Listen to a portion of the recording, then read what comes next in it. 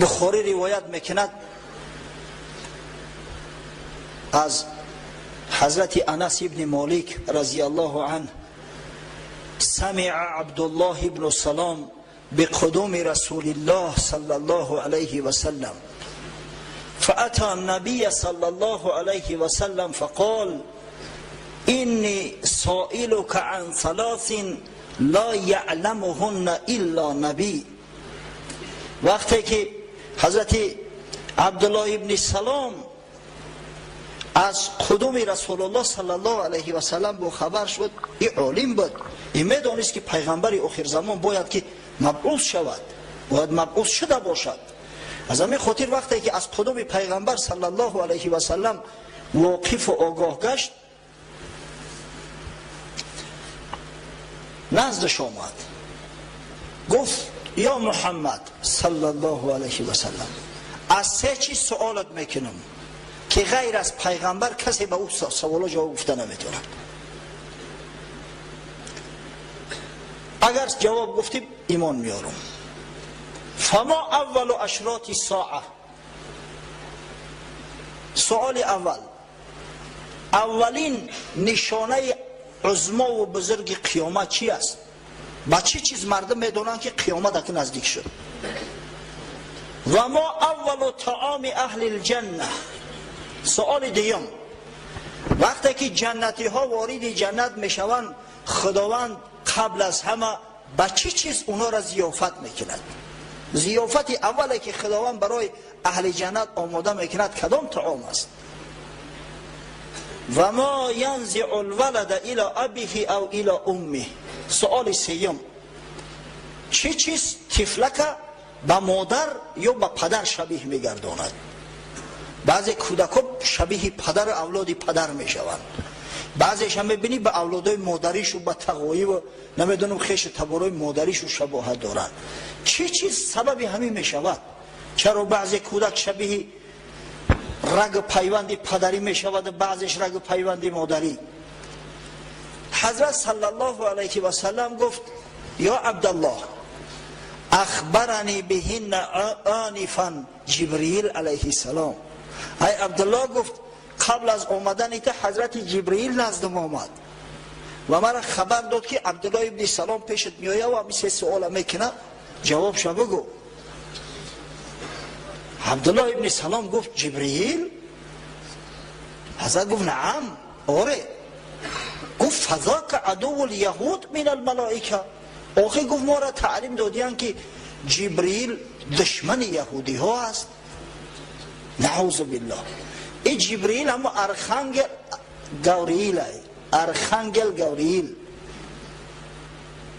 یعنی که ملائکه بزرگ جبرئیل در نزد اهل کتاب همه ده هست. این خانه سوخته را ببینه. اگر حضرت جبرئیل وحی الهی را به یک شخص از غیر بنی اسرائیل آورده است، دشمن یهودش اعلام کردن. حضرت صلی الله علیه و سلم در جواب آیه قرآن تلاوت کرد، اعوذ بالله من الشیطان الرجیم، قل من کان عدوا لجبرئیل فانه نزله علی قلبک باذن الله مصدقا لما بین یدیه و بشرا و هدی و بشرا للمؤمنین. بگو به این شخص، ای حبیبی من، کیست او جاهل احمقی که جبرئیل دشمن خود اعلام کرده است؟ جبرئیل که 600 پر دارد، به همین نوع که یک قناتش تمام دنیا را زیر زبر میکنه، او احمق کی است که این جبرئیل دشمن خود اعلام کرده است؟ چه دشمنی کرده میتونسته باشم به جبرئیل؟ هجوم پشه چی آورد خلل بر مایه فیل؟ جبرئیل که قرآن بر قلبت نازل کرد و توسط او قرآن تو دین ادیان و پیغمبران پیشین تصدیق کردی و این قرآن سبب هدایت و یک بشارت بزرگی از برای مسلمانان شد. بعدا گفت فاما اول اشراط الساعه فنار تحشر الناس من المشرق الى المغرب. سؤال اولت گفت اولین نشانه عظمای قیامت یک آتش بزرگی هست که مردم از سوی مشرق به طرف مغرب میدواند. یک آتش که از جانب یمن پیدا می شود، مردم به سوی حجاز می تازاند. و اما اول طعام اهل الجنه فزیادت کبید الحوت، اول طعامی که خداوند از برای جنتی ها آماده میکند، سوال دیگه جگر ماهی است. یک بولیون ای جگر ماهی. اهل جنت عذاب مشقت زیاده میکشند، در صحرای محشر خیلی مشقت میکشند، بعد از بالای پل صراط عبور میکنند در ترس تهلکه. از همین خاطر وقتی که داخل جنت میشوند بسیار بیمدار شده اند. برای بیمارا میدونه نه در دنیا بولیون میبرند، اگه بولیون ماهی از جگر ماهی بسیار نادر است، دلیکاتس است، عادتا بولیون مرغ میبرند. خداوند برای بنده های جنتیش بولیون از جگر ماهی آماده کرده و میبرده است. طعام اولی که براشو تعارف میکنه. پروردگارا وارد شدن به جنت، نوشیجان کردن ای طعام شیرین گوارا را از برای قوم مسجد ما و مجموعاً از برای جمیع امت حبیبت محمد صلی الله علیه و سلم نصیب گردان. آمین.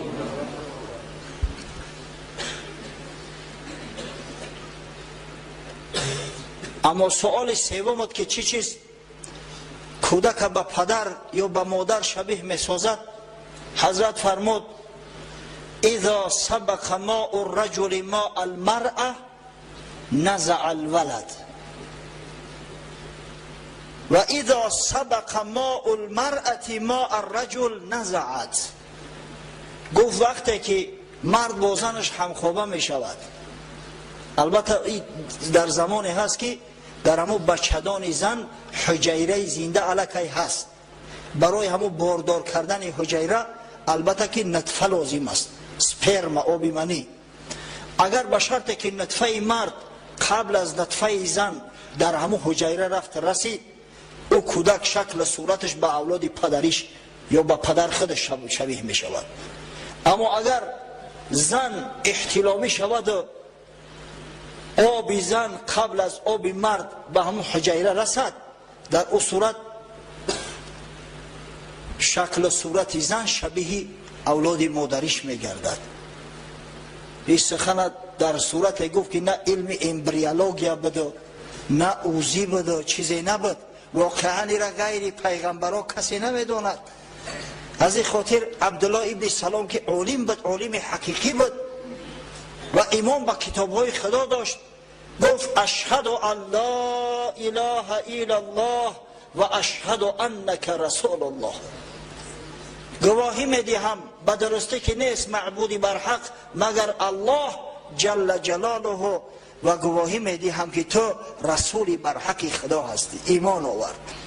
بعدا گفت یا رسول الله این الیهود قوم بهت.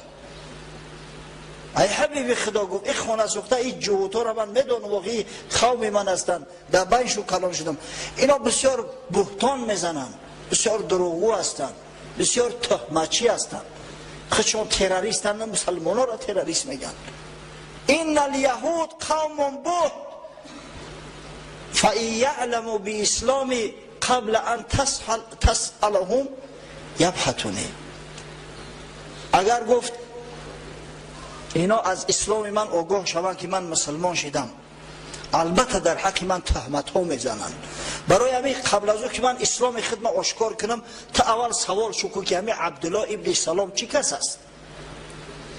فجاءت الیهود، امام بخاری روایت کرده است حضرت انس ابن مالک که یهودی ها نزد حضرت آمدند. حضرت پرسید چون ای رجل فیکم عبدالله ابن سلام، گفت همه عبدالله ابن سلام در بین شما چی کس است، چی مرتبه و چی منزله دارد؟ یهود در جواب با یک آواز گفتند خیرنا و ابن خیرنا، بهترین ماست، پدرش هم بهترین ما بود. و سیدنا و ابن سیدنا، اشرافترین ماست، پدرش هم از اشراف ما است. و اعلمنا و ابن اعلمنا، عالمترین ما است. پدرش هم اعلم بود، عالمترین ملوهای ما بود. حضرت صلی الله علیه و سلم سوالش کرد،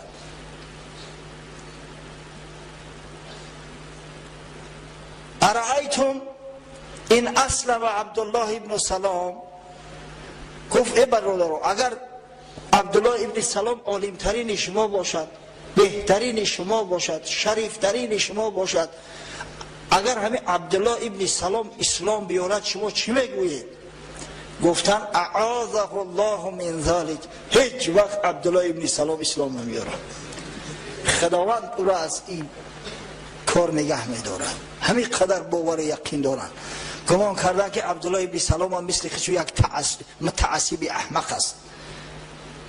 همین وقت حضرت عبدالله ابن سلام خارج شد، گوش میکرد گپاشو را، از پشت دیوار خارج شد، گفت اشهد ان لا اله الا الله و اشهد ان محمدا عبده و رسوله. وقت این سخن شنیدن پریدن از جاشو خیستن، گفتن شرنا و ابن شرنا، ای محمد صلی الله علیه و سلم این بدترین ما است، پدرش هم بدترین ما بود. این کثافت ها را ببینید، بی شرمی را ببینید، بی حیایی را ببینید. با حضرت عبدالله ابن سلام خندید، گفت فهذا التی کنت اخاف یا رسول الله. ای حبیب خدا، گفت من این فتنه شو میترسیدم. چه میان در پیشت میگن که او دیوانه های، او فلان های، او بسمدان های، او فناتیک های. از همین میترسیدم، برای همین گفتم اول سوال شکر بعد من اسلام آشکار کنم. الحمدلله که از میان یهود این خیلی جوان مردا پیدا شدن و نامشو افتخار بنی بشر است و در صفحه صحابگان بزرگ رسول الله صلی الله علیه و سلم ابدالآباد ثبت گردیده است.